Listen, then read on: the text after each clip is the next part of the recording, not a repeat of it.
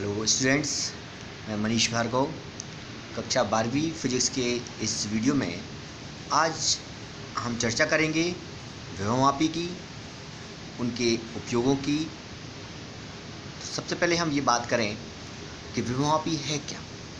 ये एक ऐसा उपकरण है जिसकी सहायता से हम किसी सेल का विद्युत वाहक बल ज्ञात कर सकते हैं या परिपथ के किन्हीं दो बिंदुओं के बीच में विभवांतर ज्ञात कर सकते हैं।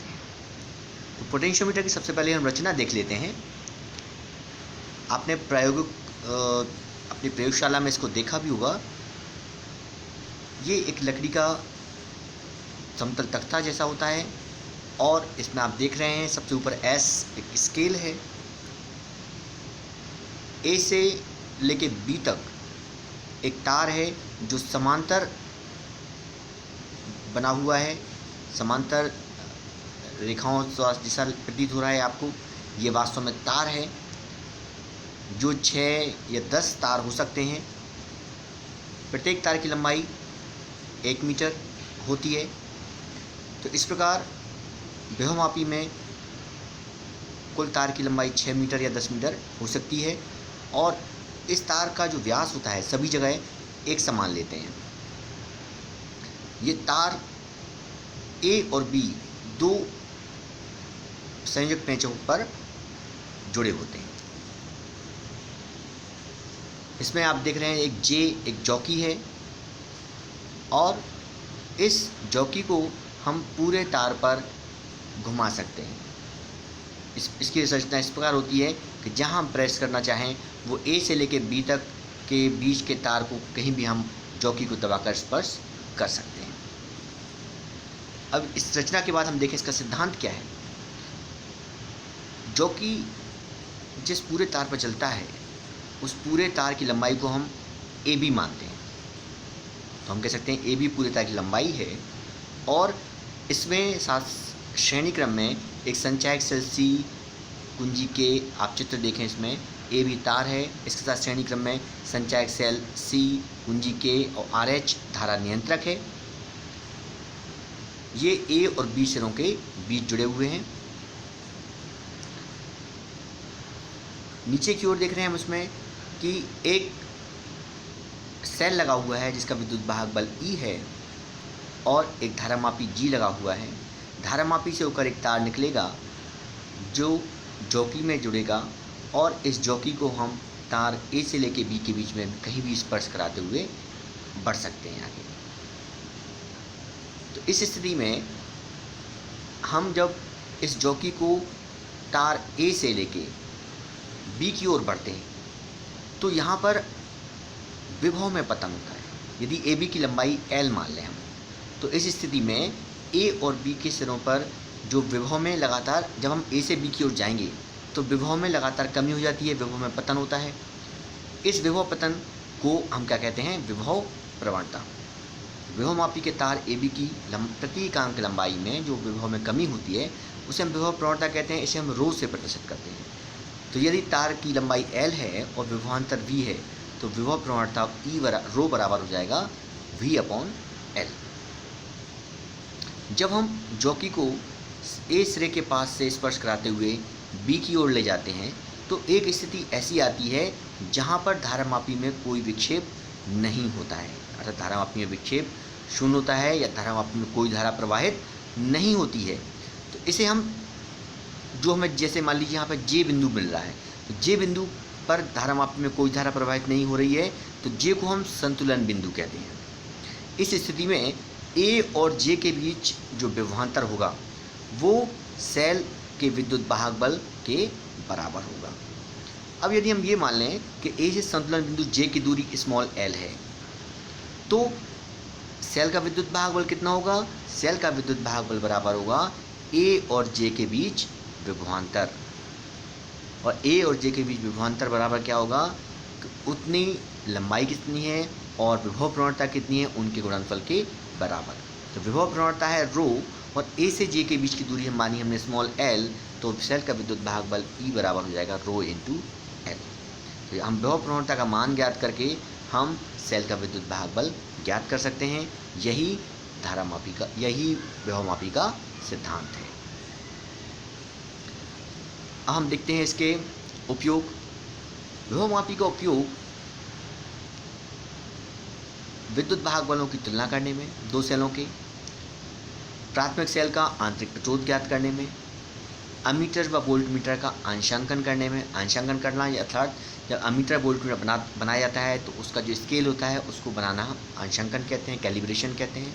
और दो प्रतिरोधों की तुलना करने में, साथ ही ताप विद्युत वाहक बल का मान ज्ञात करने में हम इसका उपयोग करते हैं। जब हम ये प्रयोग करते हैं इसके लिए दो बातों को ध्यान रखना आवश्यक है कि जो मुख्य परिपथ में संचायक सेल जुड़ा है C, उसका विद्युत वाहक बल जो द्वितीय परिपथ है जिसमें E विद्युत वाहक बल का सेल जुड़ा था उससे हमेशा अधिक होना चाहिए। अर्थात संचायक सेल का विद्युत वाहक बल प्रायोगिक सेल के विद्युत वाहक जो हमारा प्रायोगिक सेल है उसके विद्युत वाहक बल से अधिक होना चाहिए,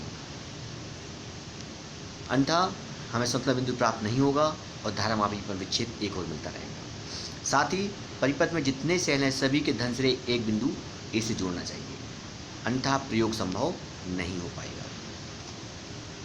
अब सबसे पहले हम इसका उपयोग देखते हैं, दो सेलों के विद्युत वाहक बलों की तुलना कंपेयर करना। तो इसका हम सबसे पहले सूत्र एवं सिद्धांत देखते हैं। हमें जिन सेलों के विद्युत वाहक बल की तुलना करती होती है उन्हें हम सेकेंडरी सर्किट में द्वितीयक परिपथ में जोड़ देते हैं। इसका आप चित्र देखें, ये चित्र है, ध्यान से देखें। इसमें C संचायक सेल, K1 कुंजी, RH धारा नियंत्रक, ये प्राथमिक परिपथ है और नीचे वाला जो हिस्सा है ये द्वितीयक परिपथ है। यहाँ पर दो सेल जुड़े हैं जिनका विद्युत वाहक बल E1 और E2 है, हमें इन्हीं की तुलना करना है। K2 एक टू वे की है, द्विमार्गी कुंजी है। I इस AB तार में से बहने वाली धारा है, J जॉकी है और G धारा मापी है।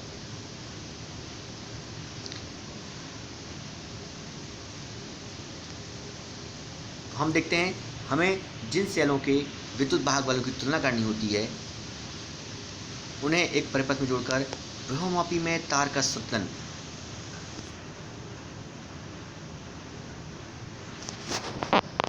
उनको हम क्या करते हैं, द्वितीय परिपथ में जोड़ देते हैं और प्रत्येक विभवमापी में, प्रत्येक के लिए विभवमापी में तार पर संतुलन बिंदु ज्ञात करते हैं। जैसे पिछले प्रश्न में हमने J को आगे पीछे घुमाया था और संतुलन बिंदु ज्ञात किया था, उसी पर हम पहली बार जो द्विमार्गी कुंजी है उसकी सहायता से एक बार हम E1 विद्युत वाहक वाले सेल को परिपथ में लेंगे और दूसरी बार E2 विद्युत वाहक बल वाले सेल को परिपथ में लेंगे और दोनों के लिए हम स्थिति ज्ञात करेंगे। तो मान लीजिए पहले सेल का विद्युत वाहक बल E1 है और उसकी बिंदु A से दूरी है, संतुलन बिंदु की दूरी है वो L1 है, तो E1 बराबर रो L1 हो जाएगा। दूसरे सेल को विद्युत वाहक बल E2 है और जब हम उसके लिए संतुलन बिंदु ज्ञात करते हैं तो A सिरे से दूरी L2 प्राप्त होती है, तो E2 बराबर हो जाएगा रो L2। हम समीकरण 1 में 2 से भाग दे देंगे तो E1 upon E2 equal to हो जाएगा L1 अपॉन L2। तो इस प्रकार हम L1 L2 का मान ज्ञात हो यदि हमें, तो हमें E1 E2 का मान E1 अनुपात E2 ज्ञात हो जाएगा, अर्थात हम विद्युत वाहक बलों की तुलना कर लेंगे।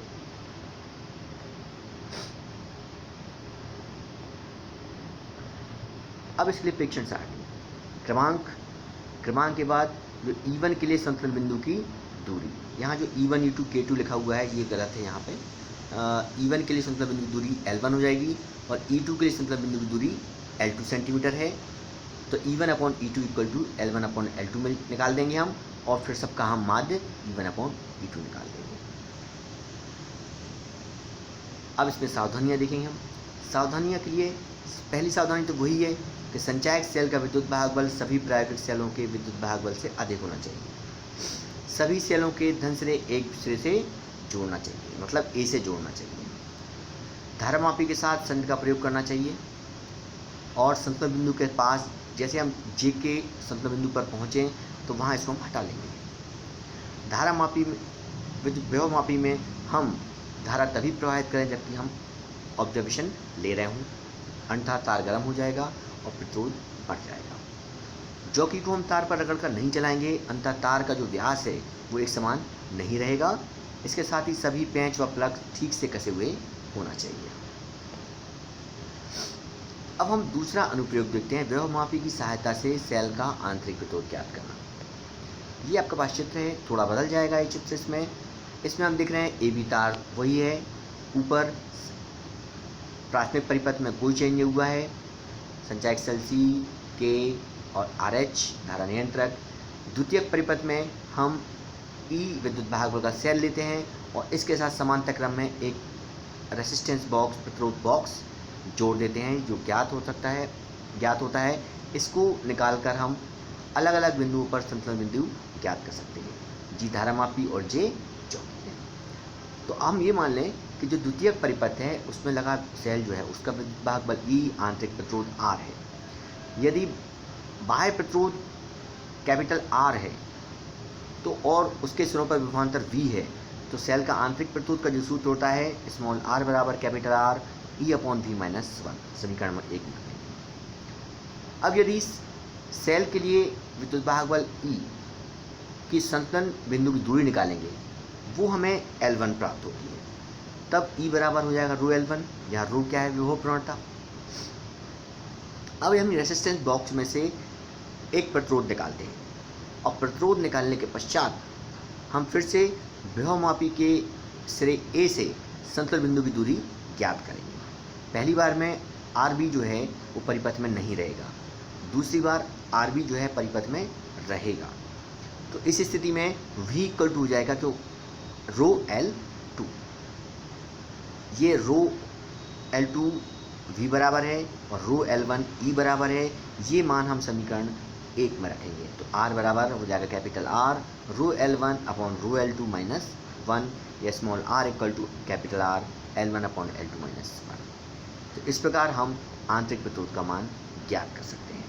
प्रेक्षण सारणी ठीक वही रहेगी, क्रमांक बाह्य प्रतिरोध R जो हम निकालेंगे, बाह्य प्रतिरोध विद्युत भाग बल E के लिए संतुलन बिंदु की दूरी L1 सेंटीमीटर में, फिर विभवांतर V के लिए संतुलन बिंदु की दूरी L2 सेंटीमीटर में, और आखिरी में जो सूत्र है अंत में इसका हम माध्य R बराबर ज्ञात कर सकते हैं। सावधानियाँ वही रहेंगी जो विद्युत भाग बलों की तुलना में यूज़ की थी। अब हम एक और बहुत अच्छा कंपैरिजन करते हैं विभवमापी और वोल्टमीटर में। विभवमापी और वोल्टमीटर में हम ये देखेंगे कौन अधिक श्रेष्ठ है। तो इसमें विभवमापी वोल्टमीटर से ज़्यादा श्रेष्ठ है। इसके दो मुख्य कारण हैं कि जब हम वोल्टमीटर की सहायता से दो बिंदुओं के बीच विभवांतर ज्ञात करते हैं तो कुछ धारा वोल्टमीटर के द्वारा ली जाती है या उसमें से प्रवाहित होती है। अतः वोल्टमीटर से जो विभवांतर नापा जाता है वो वास्तविक विभवांतर से कुछ कम होता है। किंतु जब विभवमापी की सहायता से हम बिंदुओं के बीच विभवांतर नापते हैं तो हम वहाँ क्या ज्ञात करते हैं, वहाँ हम संतुलन बिंदु ज्ञात करते हैं। और संतुलन बिंदु तभी प्राप्त होता है जबकि कोई धारा प्रवाहित धारामापी में से नहीं होती है। अतः विभवमापी द्वारा विद्युत वाहक बल जो मापा जाएगा वो एक्यूरेट होगा, सही होगा। दूसरी स्थिति देखें, वोल्टमीटर की सहायता से जब हम विभवांतर ज्ञात करते हैं तो हमें विक्षेप पढ़ना पड़ता है। विक्षेप पढ़ने में कुछ गलतियां हो सकती हैं, उसकी त्रुटि होने की संभावना है, लेकिन जब विभवमापी से विभवांतर ज्ञात करते हैं तो वहाँ पर हम संकेतक को शून्य पर देखते हैं, अर्थात शून्य विक्षेप की स्थिति प्राप्त करते हैं। तो इसको शून्य विक्षेप की स्थिति ज्ञात करने में त्रुटि की संभावना बहुत कम होती है। इसलिए हम कह सकते हैं जो विभवमापी है वो वोल्टमीटर से अधिक श्रेष्ठ है। हम दोनों में अंतर और देख लेते हैं। जब विभवमापी के लिए बात करें हम पहले, संतुलन की स्थिति होगी, खुले परिपथ में होगा है सेल, तब इसके द्वारा स्रोत से कोई धारा प्रवाहित नहीं ली जाती है और वोल्टमीटर से में सदैव विद्युत धारा प्रवाहित होती है। दूसरा है विभवमापी के द्वारा जो विभवांतर या विद्युत भाग मापा जाता है वो वास्तविक विभवांतर या विद्युत भाग बल के बराबर होता है, जबकि वोल्टमीटर के द्वारा जो विद्युत भाग बल विभवांतर नापा जाएगा वो वास्तविक मान से थोड़ा कम होता है। विभवमापी शून्य विक्षेप विधि पर आधारित है जबकि यह विक्षेप विधि पर आधारित है। इसके कई उपयोग हैं, जैसे दो सेलों के विद्युत भाग बल तुलना करना, सेल का आंतरिक प्रतिरोध ज्ञात करना आदि, जबकि इसकी सहायता से केवल विद्युत भाग बल या विभवांतर ही ज्ञात कर सकते हैं। तो इस प्रकार आज हमने बात की है विभवमापी का सिद्धांत, विभवमापी के उपयोग और उपयोग के साथ साथ विभवमापी और वोल्टमीटर में अंतर तथा विभवमापी वोल्टमीटर से किस प्रकार श्रेष्ठ हैं